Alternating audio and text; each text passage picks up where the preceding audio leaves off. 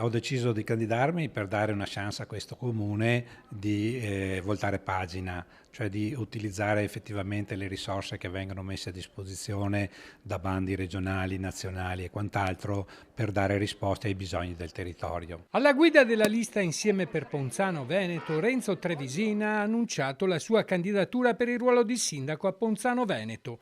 Con un passato come consigliere comunale di minoranza e esperienza come vice sindaco e assessore ai lavori pubblici, Trevisina si propone 3 obiettivi da raggiungere in caso sia eletto. In primis la viabilità ciclopedonale, che è uno dei temi che va affrontato e sviluppato. Poi c'è un problema di sostegno alla natalità e quindi trovare le strategie per sostenere i giovani, le giovani coppie per la natalità. La terza è quella di lavorare con le attività produttive, in particolare l'agricoltura. Io ho una formazione che deriva da questo settore e ritengo importante valorizzare i prodotti locali. La lista si presenta come una voce nuova impegnata a portare avanti un progetto nato dalla partecipazione attiva di cittadini, associazioni e aziende del territorio con un'attenzione rivolta in particolare ai giovani. Con un occhio particolare ai temi che sono proprio cari ai giovani, cioè quello in particolare della sostenibilità ambientale, il proprio ambiente, la valorizzazione del proprio territorio e anche quello che è il benessere della persona, il benessere psicologico e psicofisico della persona intesa